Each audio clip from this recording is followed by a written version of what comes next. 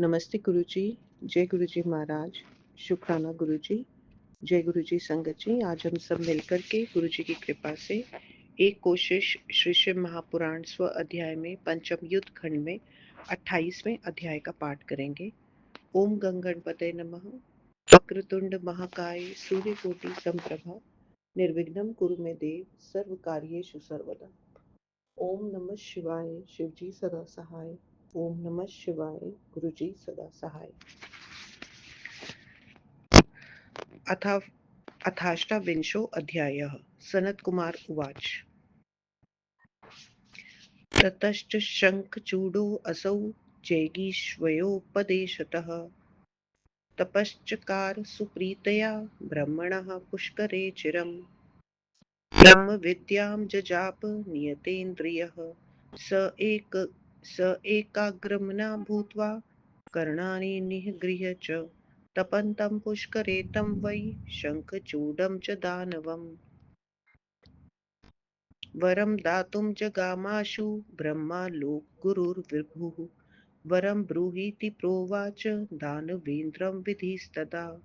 स दृष्ट्वा तं नमामात्तिन्नं स दृष्ट्वा तं न नमातिनम्रस्तुष्टाव सदिग्गरा वरं ययाचे ब्रह्माणं जयत्वं दिवौकसाम् तथेत्याह विधिस्तं वै सुप्रसन्नेन चेतसा श्रीकृष्णकवचं दिव्यं जगन्मङ्गलं मङ्गलं दत्तावांश्शङ्खचूडाय सर्वत्र विजयप्रदम् बदरीं सम्प्रयाहि त्वं तुलसया सह तत्र वै विवाहं कुरु तत्रैव सा तपस्यति कामतः धर्मध्वजसुतादिस्येति सन्धिदेश्च तं विधिः अन्तर्धानं जगामाशु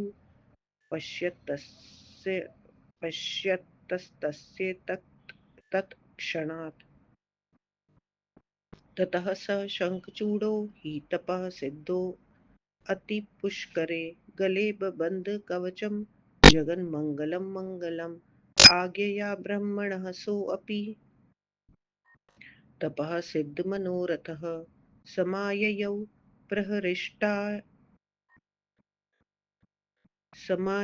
प्रहरिष्टास्य स्तूर्णं बद्रिकाश्रमम् यदृच्छया गतस्तत्र शङ्खचूडश्च दानवः तपश्चरन्ति तुलसी यत्र धर्मध्वजात्मजा।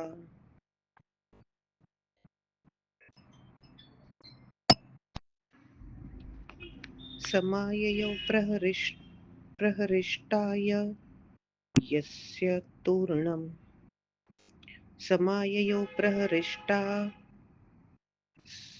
प्रहरिष्टास्य स्तूर्णं बद्रिकाश्रमम् यदृच्छया गतस्तत्र शङ्खचूडश्च दानवः तपश्चरन्ति तुलसी यत्र धर्मध्वजात्मजा। सुरूपा सुस्मिता तन्वी शुभभूषणभूषिता सकटाक्षं ददर्शासौ तमेव पुरुषं परम् दृष्ट्वा तां ललितां रम्यां सुशीलां सुन्दरीं सतीम् उवास तत्समीपे तु मधुरं तामुवाच सः शङ्खचूड उवाच। का त्वं कस्य सुता त्वं हि किं करोषि स्थितात्र किं मौनीभूता किडकरं मां सम्भावितुमिहार्हसि। सनत्कुमार उवाच। इत्येवं वचनं श्रुत्वा सकामं तमुवाच सा तुलसी उवाच। धर्मध्वजसुता अहं च तपस्यामि तपस्विनी तपोवने च तिष्ठामि कस्त्वं गच्छ यथा सुखं नारी जातिर्मोहिनी च ब्रह्मादीनां विशोपमा निन्द्या दोषकरी माया श्रृङ्खला रेणुषायिनाम्। सनत्कुमार उवाच। इत्युक्त्वा तुलसी तं च सरसं विररामः दृष्ट्वा तां सस्मितां सोऽपि प्रवृक् प्रवक्तुमुपचक्रमे। शङ्खचूड उवाच त्वया यत् कथितं देवि न च सर्वमलीककम् किञ्चित् सत्यं लीकं च किञ्चिन्मतो निशामय। पतिव्रताः स्त्रियो याश्च तासां मध्ये त्वं गृणीः न चाह पापदृक्कामी तथा त्वं नेति धीर्मम्। आगच्छामि त्वत्समीपमाज्ञया ब्रह्मणो अधुना गान्धर्वेण विवाहेन त्वां ग्रहीष्यामि शोभने। शङ्खचूडो अहमेवास्मि देवविद्रावकारकः मां न जानासि किं भद्रे न श्रुतोऽहं कदाचन। धनुवंशयो विशेषेण दम्भपुत्रश्च दानवः सुदामा नाम गोपोऽहं पार्षदश्च हरेः पुरा। अधुना दानवेन्द्रोऽहं राधिकायाश्च शापतः जातिस्मरोऽहं जानामि सर्वं कृष्णप्रभावतः। सनत्कुमार उवाच एवमुक्त्वा शङ्खचूडो विरराम च तत्पुरः दानवेन्द्रेण सेत्युक्ता वचनं सत्यमादरात्। सस्मितं तुलसीतुष्टा प्रवक्तुमुच् प्रवक्तुमुपचक्रमे। तुलसी उवाच त्वया अहं धुना सर्वविचारेण पराजिता स धन्यः पुरुषो लोके न स्त्रिया पराजितः। सत्क्रियोऽप्यशु ची नित्यम् अपयश्चिर्नित्यं स पुमान्यः स्त्रियाचितः निन्दन्ति पितरो देवा मानवाः सकलाश्चितम्। शुद्धये द्विप्रो दशाहेन जातके मृतसूतके क्षत्रियो द्वादशाहेन वैश्यः पञ्चदशाहतः शूद्रो मासेन शुद्धयेतु इति वेदानुशासनं न शुचिः स्त्रीजितः कापि चिता दाहं विना पुमान् न गृह्णन्तीच्छया तस्मात् पितरः पिण्डतर्पणम् न गृह्णन्ति सुरास्तेन दत्तेन पुष्पफलादिकं तस्य किं तस्य किं ज्ञानसुतपोजपहोमप्रपूजनैः विद्यया दानतः किं वा स्त्रीभिर्यस्य मनोहतं। विद्याप्रभावज्ञानार्थं मया त्वं च परीक्षितः कृत्वा कान्तपरीक्षां वै वृणुयात्कामिनी वरम्। सनत्कुमार उवाच इत्येवं प्रवदन्तयां तु तुलस्यां तत्क्षणे विधिः तत्राजगाम संसृष्टा प्रोवाच वचनं ततः। ब्रह्मोवाच किं करोषि शङ्खचूड संवादमनया सह गान्धर्वेण विवाहेन त्वमस्याग्रहणं कुरु। त्वं वै पुरुषरत्नं च श्रीरत्नं च दिव्यं त्वयं सति। विदग्धाया विदग्धेन सङ्गमो गुणवान् भवेत् निर्विरोधं सुखं राजन् को वा त्यजति दुर्लभम्। यो अविरोध सुखत्यागी स पशुर्नात्र संशयः। किं त्वं परीक्षसे कान्तमीदृशं गुणिनं सति देवानां सुराणां च दानवानां विमर्दकम्। अनेन सार्धं सुचिरं विहारं कुरु सर्वदा स्थाने स्थाने यथेच्छं च सर्वलोकेषु सुन्दरी अन्ते प्राप्स्यति गोलोके श्रीकृष्णं पुनरेव सः चतुर्भुजं च वैकुण्ठे मृते तस्मिन् त्वमाप्स्यसि।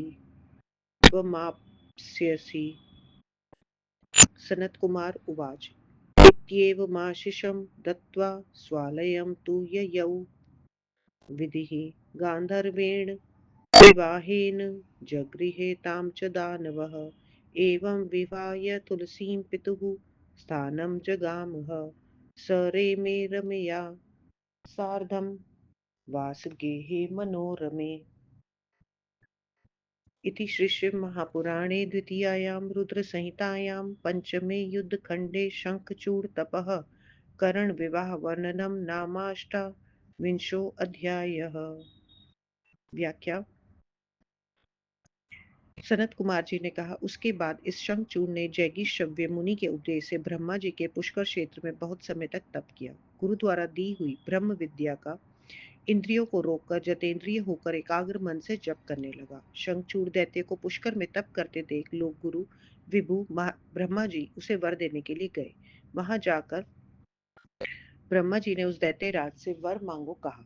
उसने ब्रह्मा जी को प्रणाम किया और प्रेम से स्तुति करने लगा। उसने ब्रह्मा जी से यह वर मांगा कि मुझे देवता न जीत सके।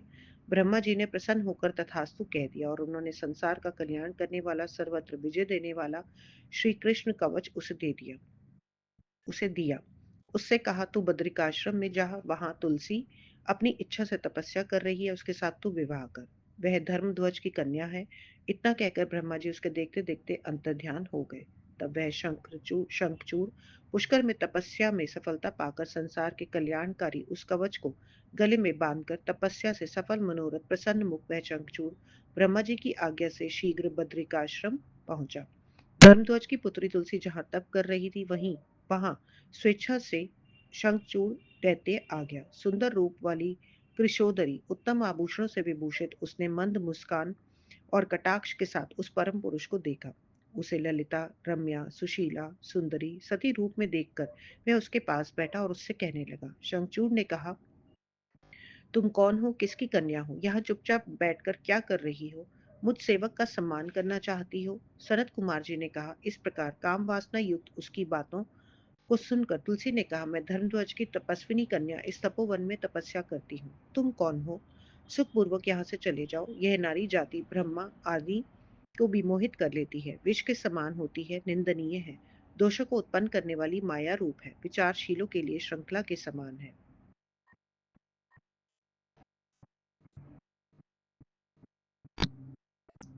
सनत कुमार जी ने कहा, सरस शब्दों द्वारा उससे इस प्रकार कहकर वह चुप हो गई। उसे मुस्कुराती देखकर वह भी कहने लगा। शंखचूड़ ने कहा, हे देवी, तुमने जो कहा है वह सब झूठा नहीं है। उसमें कुछ सत्य और कुछ झूठ भी है। अतः कुछ मुझसे सुनो। जितनी पतिव्रता स्त्रियां हैं उनमें तुम प्रमुख हो। मैं भी पाप दृष्टि तथा कामी नहीं हूँ और तुम भी मेरी बुद्धि से वैसी नहीं हो। मैं इस समय ब्रह्मा जी की आज्ञा से तुम्हारे पास आया हूँ। हे सुंदरी, गांधर्व विवाह विधि से मैं तुम्हें ग्रहण करना चाहता हूँ।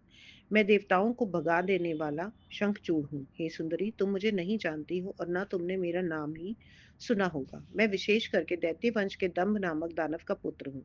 पूर्व जन्म में मैं श्री कृष्ण का सुदामा नामक पार्षद था। राधा के शाप से इस समय दैत्य राज हूँ।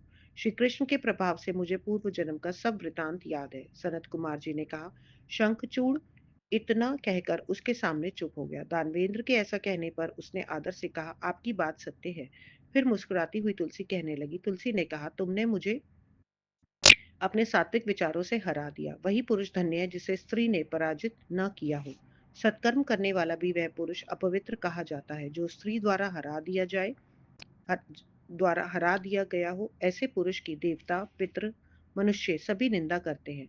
ब्राह्मण, जातक तथा मृत सूतक में 10 दिन में, क्षत्रिय 12 दिन में, वैश्य 15 दिन में और शूद्र 1 मास में शुद्ध हो जाता है। यह वेद की आज्ञा है।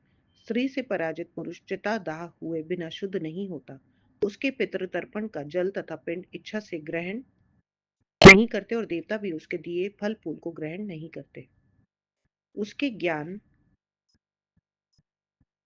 तप, जप, होम, पूजन, विद्या तथा दान से क्या लाभ, जिसके मन का हरण स्त्री ने किया हो। विद्या प्रभाव को जानने के लिए मैंने तुम्हारी परीक्षा ली। पति की परीक्षा लेकर ही स्त्री को पति का वरण करना चाहिए।